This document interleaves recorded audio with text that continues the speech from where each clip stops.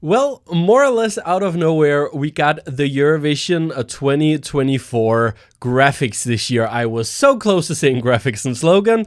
Gotta get used to not saying slogan in this whole thing anymore. But we got the Eurovision 2024 Malmö graphics this week. A little bit earlier than what we're used to. I just went in, just before I pressed the record button, to look at when I did these sort of videos for Liverpool and for Turin. And in Liverpool, I did it in, I believe, in like the first week of February. And for Turin, I did it in like somewhere in the middle of January, I believe. So it is a lot earlier than what we are used to. But it is SVT. We are used to when they host Eurovision that we do get things a little bit earlier. We've gotten tickets earlier as well. And we possibly, I say probably, we'll probably know before we get to the semifinal allocation draw who are going to be the host. They'll probably reveal that sometime during January. Anyways, as it has become tradition on this channel, I will be doing a little review of the graphics for the show. What do I think of it? How do I think they compare to some of the previous years? All those kinds of things. Let's get into it. So when this was released more or less out of nowhere, I really feel like we didn't have any expectation that this was coming. But when it was released earlier this week, there was a little article on Eurovision.tv about it. And here they call it the Eurovision lights. And SVT has explained that the idea of the graphics this year is that it's this combination of the northern lights with sound waves. Now, obviously, using sound waves in the logo, in the graphics, first of all, it makes a lot of sense for a music competition, but it certainly isn't the first time that we've seen that. Even we only have to go 2 years back to Turin, where sound waves was a big part of it, but it does differ from what we saw in Turin, where it was a little bit more, it was sound waves, where this is more of an abstract idea of sound waves.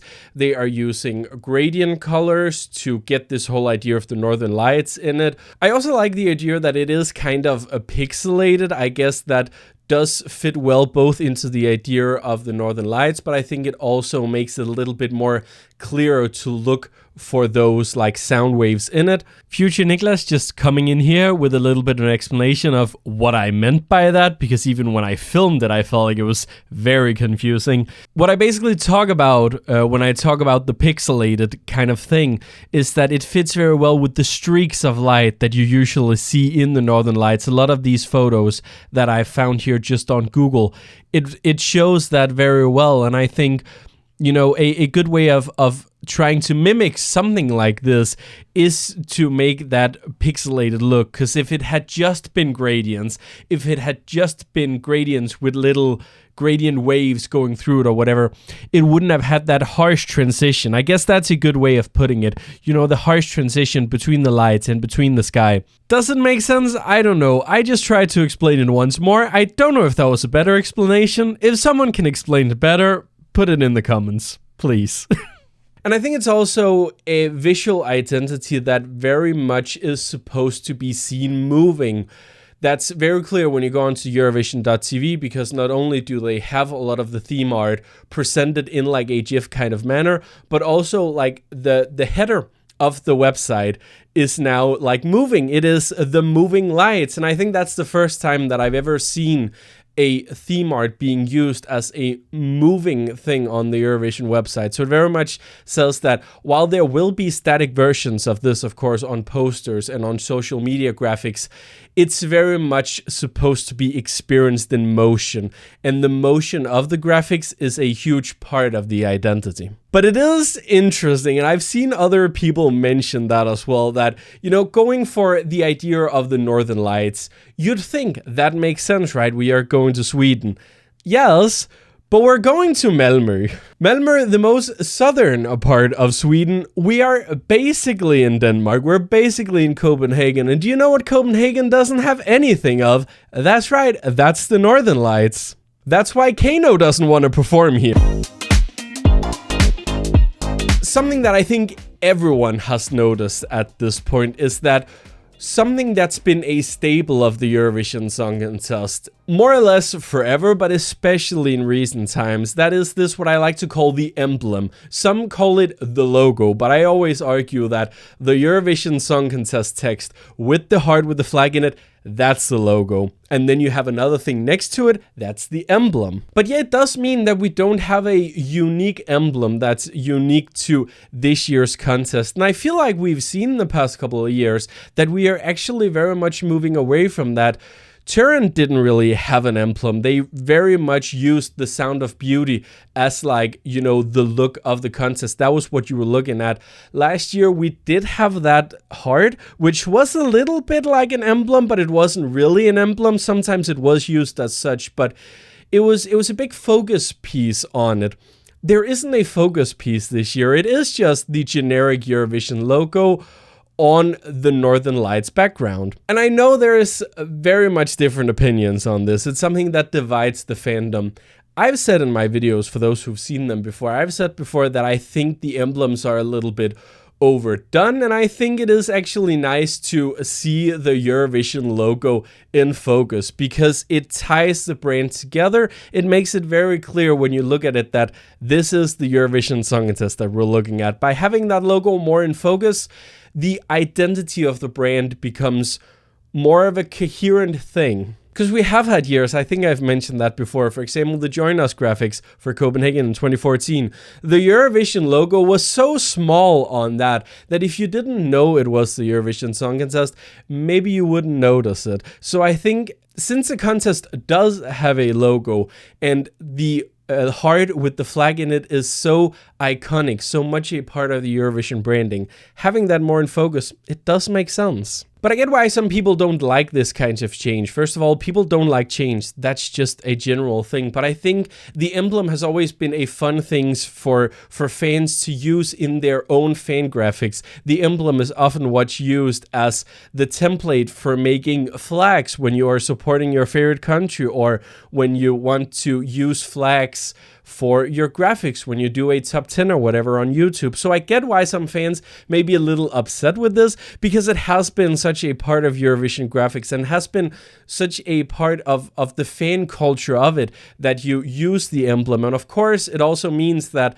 you know, we don't know how the Eurovision t-shirts and all that's gonna look this year because that was always the thing. You would get a logo with the emblem on and that would be like, I went to Eurovision this year, I have a t-shirt with it on. And to some extent, yes, there is some identity being taken out of it. There is some uniqueness being taken out of it when you don't have a clear emblem that's like, this was the 2023 look or this was the 2012 look. It's always, you know, you look at that emblem and you go, oh, that's that contest. The more and more that emblems won't be used in the future, if that is the case, the more and more the Eurovision identities will blend together. And whether that's a good or a bad thing, I haven't really figured out yet, and I think it's a very subjective thing as well. But it does make you wonder, could this be something that the EBU have decided? Could this be something that they want to do moving forward? They want to have a more of a coherent brand identity. They want to maybe use some of the same elements. They want their own logo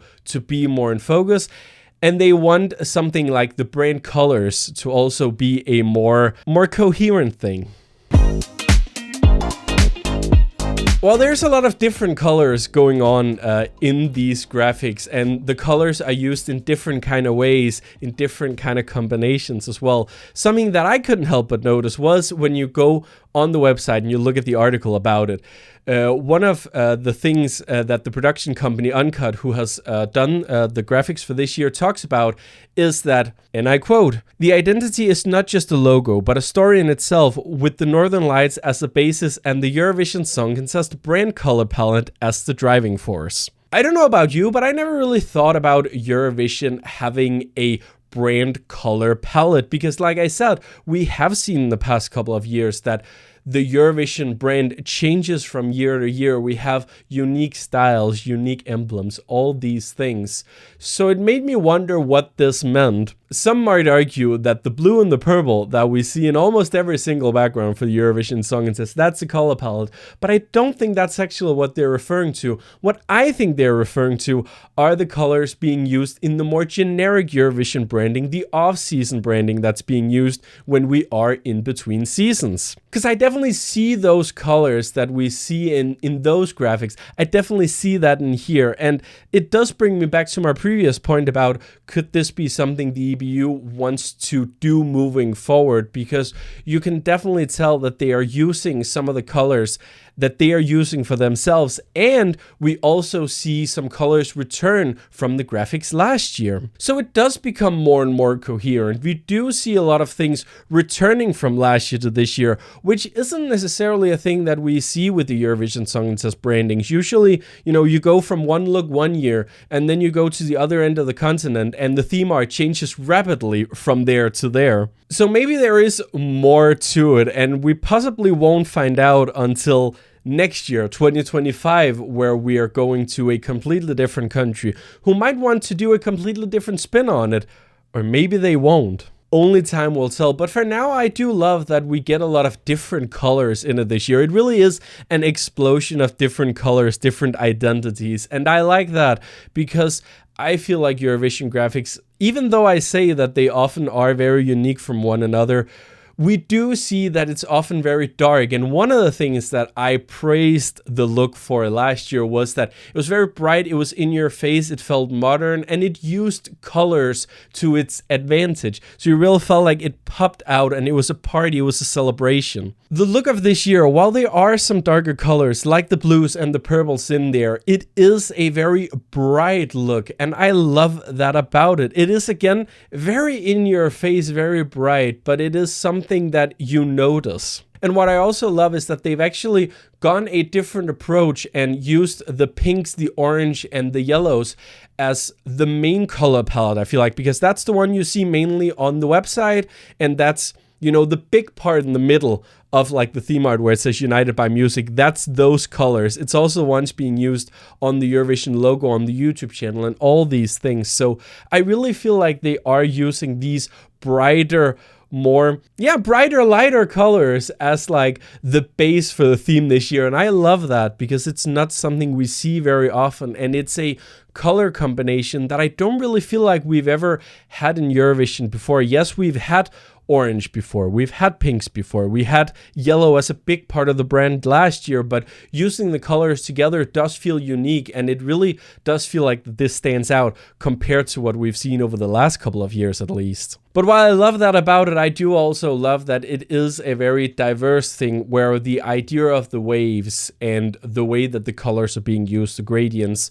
also gives them the opportunity to play around with these colors and use different colors for different scenarios. So some colors will work really well on social media, while others may work better on the TV broadcast. And I think some of the blues and some of the purples will be more used for like the on-screen graphics like we've seen the past couple of years.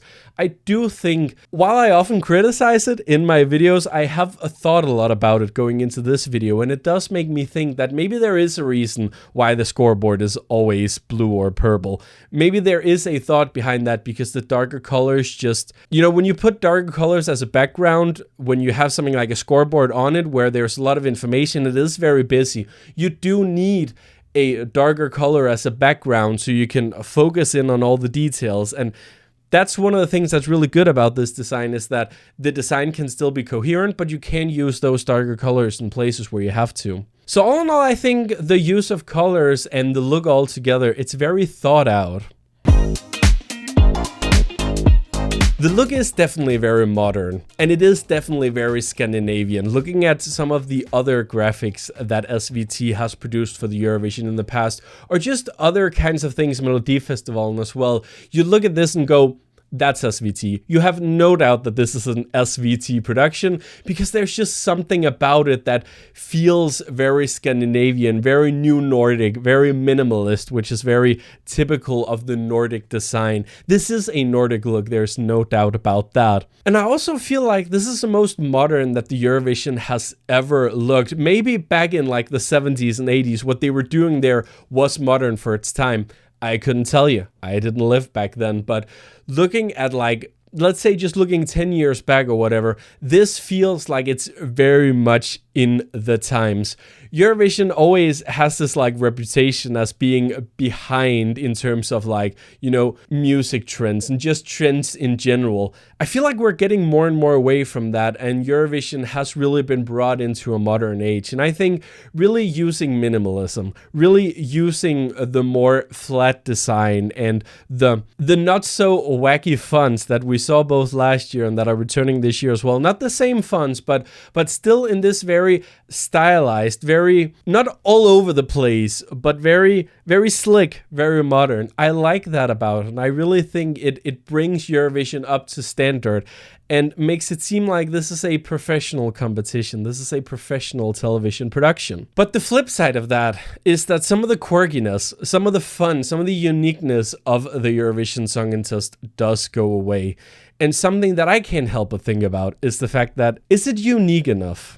And I'd argue that it probably isn't. While it's very sleek, while I love the colors, I don't think it stands out very much from the crowd. I've seen people make comparisons to some of the recent MTV graphics. I've seen people make comparisons to Spotify Wrapped. I'm sure there's more, but this definitely doesn't have that unique feel to it. It feels very much like something that any television production could have. The whole thing with doing things more modern, it is a bit of a double-edged sword, isn't it? Because on one hand, you get something that feels modern, that feels very cool, but on the other hand, you just look like everyone else. And at the end of the day, it depends on what you like the most. Do you prefer things that follow the trends, that doesn't look out of place when you look at it on a billboard on a street? Or do you like it to be a little crazy, be a little bit, it stands out a little more? I often mention the 2007 Helsinki contest as having something that felt extremely Finnish, but also felt very unique and felt very in your face and out there. And I love that about it. And it is something that I've missed over the last couple of years, because Eurovision just doesn't have that edge anymore. It had a bit more of an edge when I grew up watching the contest. There in the beginning of the 2000s, it was a little bit more about trying and failing to be hip and cool, right? I love that about it, but at the same time, I also love the graphics last year. I really felt like that gave it more of an edge, and it was very, very sleek. And this is SVT. I have no doubt that they will produce something that looks fantastic on screen, because they have done that before. They did that in 2013. They did that in 2016. That looked amazing. And they are a country where they take elements and bring it into the Eurovision Song Contest and say, we want to modernize some things. We want to make it look cooler. And a lot of those things stick. Not all of them, but a lot of what they do stick because people look up to them. They are a powerhouse of television production, and they do make some really great changes. Some people are still sad about the fact that we don't get the flag so much in focus anymore when we have the song title at the beginning of a performance. That was one of the things that SVT introduced in 2016. It was a whole different way of doing the title graphics, and now almost every national final try to copy that because it just feels more modern and it feels way cooler. And I'm excited to see what kind of elements of this that they're doing this year will be brought into Eurovision in the future, because like I said, I do think there is a bigger plan to all of this. But I think also at the end of the day, for the people who are a little bit disappointed or whatever with the kind of look that we get this year, I don't even know why I did air quotes, because some people are disappointed. I think that's fair. I can see why they are disappointed, because like I said, it doesn't have that edge this year. But keep in mind that this is SVT. When Sweden produces Eurovision, it does always have a little bit more of this professionalism. It doesn't have that much of an edge. And most of all, it also has more of a American look. for a lack of a better word for it. I mean, looking at something like 2016, that definitely has more of that American look and feel to it. And we got to remember, a lot of the people working on this are also some people who have worked on the American Song Contest, who have that dream of bringing Eurovision to something more, bringing Eurovision to the next level, where you go to a country like the Netherlands, or you go to Ukraine, or any of these other countries where the Eurovision identity, the Eurovision idea, that's what matters to them.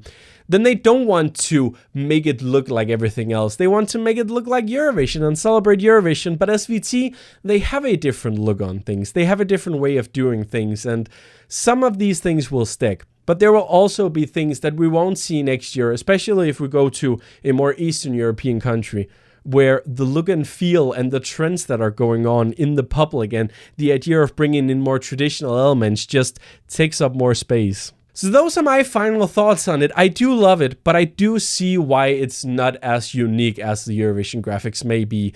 And I wouldn't put it above the Liverpool graphics. I think those are still some of the best that we've seen in recent years. But that's what I think. What do you think? Let me know down in the comments if you want. Thank you for watching this video. I do hope you enjoyed it. If you did, leave a like and subscribe for more Neon Pavilion videos. And then I'll hopefully see you guys very soon for more Eurovision fun.